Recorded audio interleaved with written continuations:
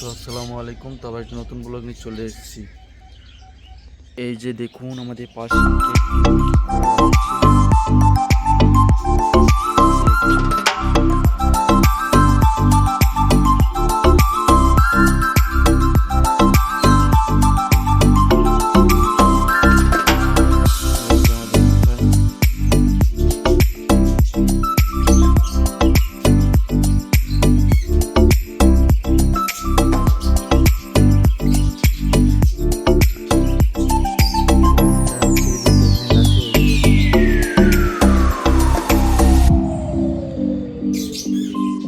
মিঠাই আমাদের হচ্ছে কিছুদিনের মধ্যে হচ্ছে বাচ্চা দেবে।